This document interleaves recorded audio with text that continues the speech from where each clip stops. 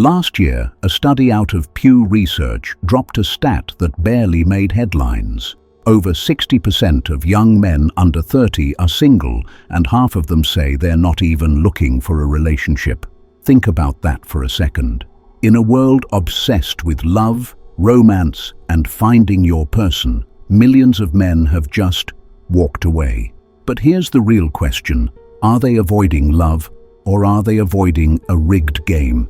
Because if you've been paying attention, something's shifted. You can feel it. Dating used to be about building something together. Now it feels more like a performance, a competition, a transaction. Scroll through TikTok for 5 minutes and you'll see it. Endless videos of women saying, if he doesn't make 6 figures, it's a no. Or bare minimum is matching energy, paying the bill, planning the date. Bare minimum. For who? The truth is, the bare minimum keeps expanding, and men keep shrinking under the weight of it. I'm not here to bash women. This isn't that kind of conversation. What I'm talking about is a cultural shift, one where the rules have changed, but nobody told the players. Men are waking up to a new reality, that modern dating often feels like an exam where the answers keep changing. And what happens when you keep failing a test you can't pass? You stop showing up for class. The media calls it a crisis. They say men are immature, afraid of commitment, emotionally unavailable. But maybe, just maybe, there's something else. Maybe they're tired of being told they're not enough, tired of giving everything, stability, loyalty, effort, and being met with indifference or criticism. Tired of chasing approval in a system designed to shame them for wanting respect. And that's where this video begins, not with anger, but with clarity. Because the rise in male singleness isn't a failure of masculinity, it's a reflection of modern expectations that no longer make sense. In this video, we're breaking down why more men than ever are choosing to stay single, intentionally, and how the bare minimum narrative, social media expectations, and risk of emotional and financial ruin have made opting out a logical, even philosophical decision. So before you judge the men who walked away, ask yourself, what if walking away is strength? Because when the game is rigged, refusing to play isn't cowardice, it's self-respect. You've heard the phrase, that's just the bare minimum. A man plans a date, pays for dinner, listens, shows loyalty, works hard, and still it's called the bare minimum. But here's the paradox. If men do less, they're lazy. If they do more, they're trying too hard. And if they walk away, they're the problem. So what exactly is the bare minimum? It used to mean doing the least you could to get by. Now it means doing everything right, and still being told it's not enough. That's not a relationship, that's a performance review. The unspoken truth is that many modern men have become emotional employees, working overtime to meet expectations that keep inflating like the price of rent.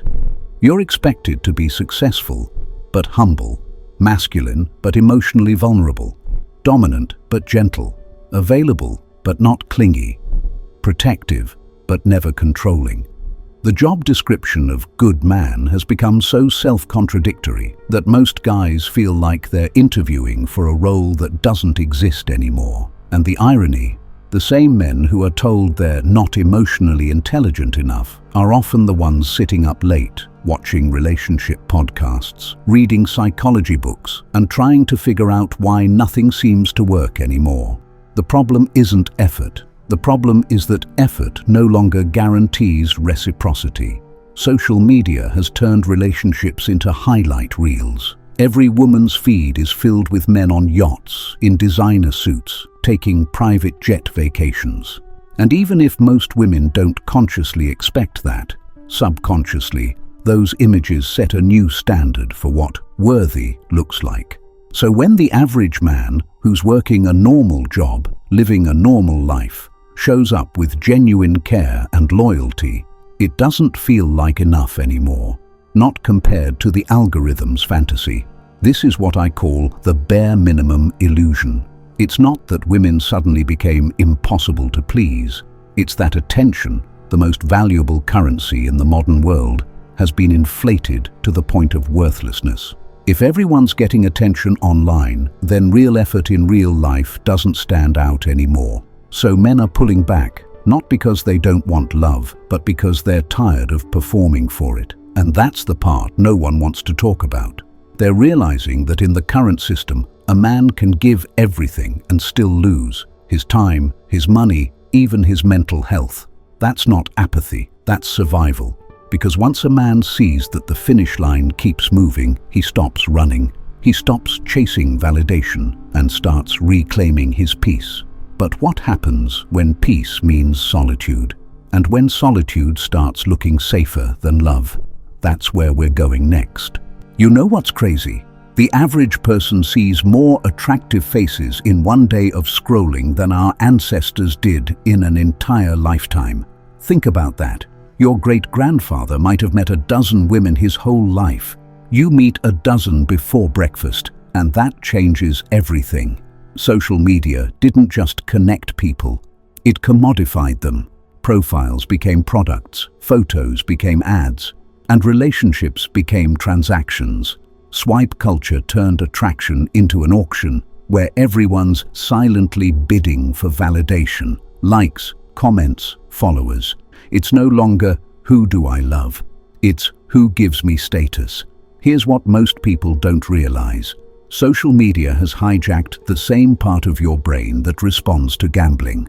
Every like is a tiny hit of dopamine, the same chemical that lights up when you win money. And just like any addiction, the dose has to keep increasing for you to feel the same rush. So if attention is the new currency, the question becomes, who's spending more and who's getting the better deal?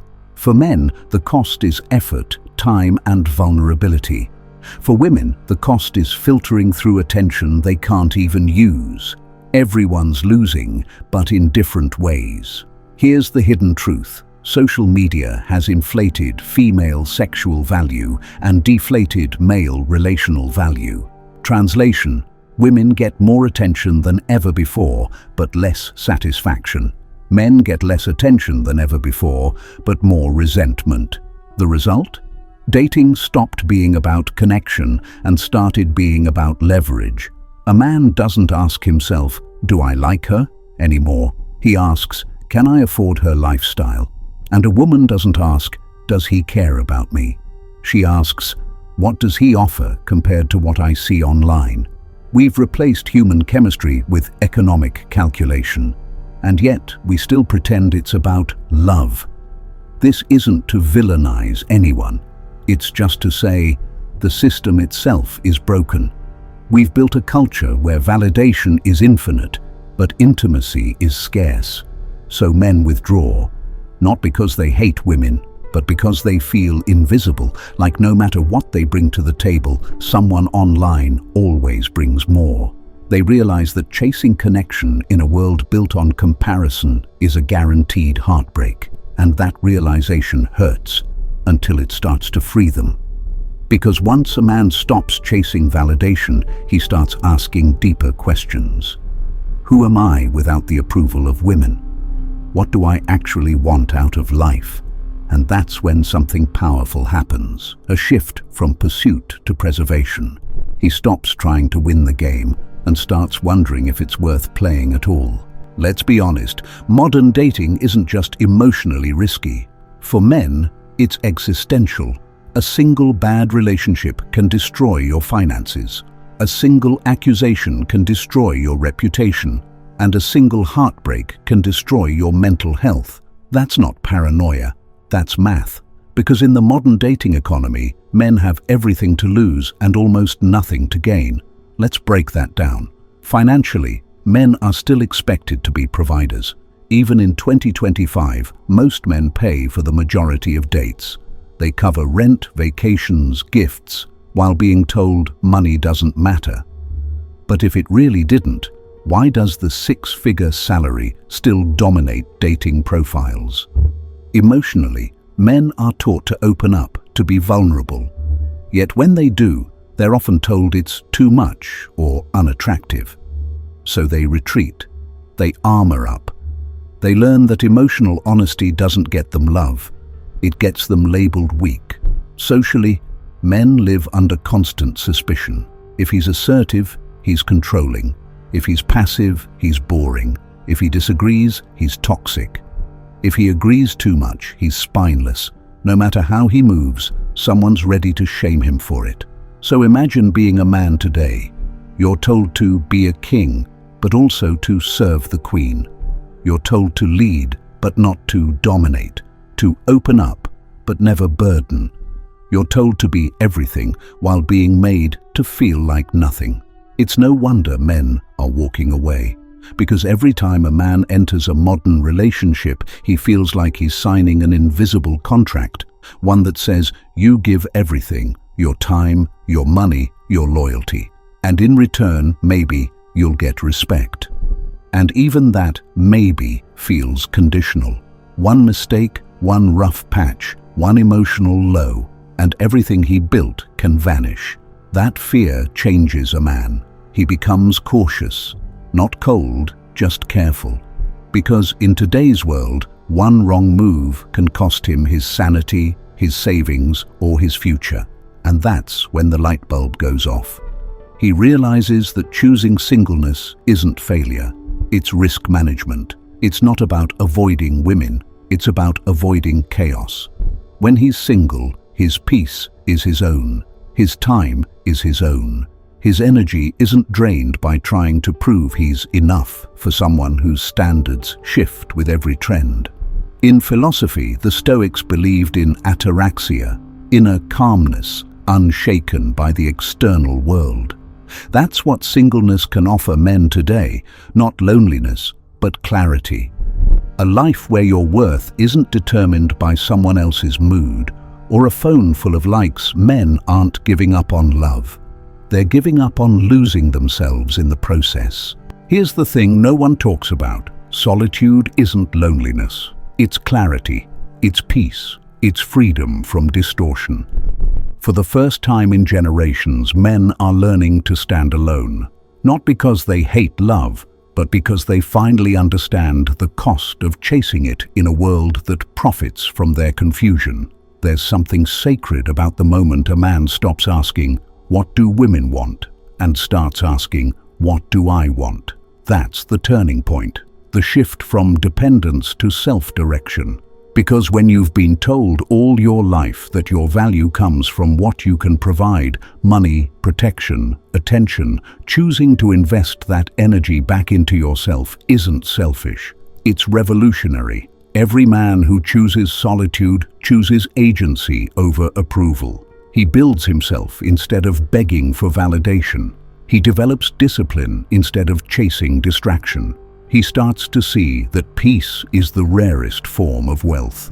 Philosophically, this is nothing new. Stoic thinkers like Marcus Aurelius and Seneca wrote about the power of detachment, not as isolation, but as mastery over your own mind. They believed that the man who needs nothing cannot be controlled. And that's what modern singleness is becoming, a form of control in a world built on manipulation. Let me tell you a story. A friend of mine walked away from a 5-year relationship. He had a solid career, owned a home, was ready to start a family. But over time, his relationship turned into a constant negotiation of worth. Her love felt like a reward for obedience. He started to realize he wasn't her partner. He was her project. When he left, he was broken, but also free. 6 months later, he told me something that stuck. I used to think I was scared of being alone. Now I realize I was scared of never being myself. That's what this movement is really about. Not bitterness, not revenge, reclamation. Men are starting to ask deeper questions. What kind of legacy am I building? What does peace feel like? What if my purpose doesn't require a partner? Some will find love later, from a place of strength, not desperation. Others may never return to the dating market at all, and that's okay. Because self-respect isn't the absence of love, it's the foundation for it. The world calls it loneliness. But look closer. You'll see men meditating, creating, growing, building communities, learning new skills. They're not escaping women, they're escaping weakness. When a man embraces solitude, he learns to fill his own cup. And only when his cup overflows can he choose to share it, not because he needs to, but because he wants to. You've probably seen it, the panic, the think pieces. Where did all the men go? Why are relationships falling apart? And the answer is simple. They didn't disappear. They just stopped volunteering for emotional labor disguised as love. When men stop chasing, the entire dating economy shakes. Because for decades, culture ran on the assumption that men would always pursue, no matter the cost. But when pursuit no longer leads to partnership, men start rewriting the rules. And that's exactly what's happening right now. More men are choosing self-development over dating. They're investing in business, fitness, faith, brotherhood, philosophy, things that give real returns instead of emotional bankruptcy. Women are starting to notice. Some are angry, some are confused, but a growing number are also reflecting, realizing that empowerment without empathy doesn't build connection. It breeds competition. This isn't about revenge, it's about balance.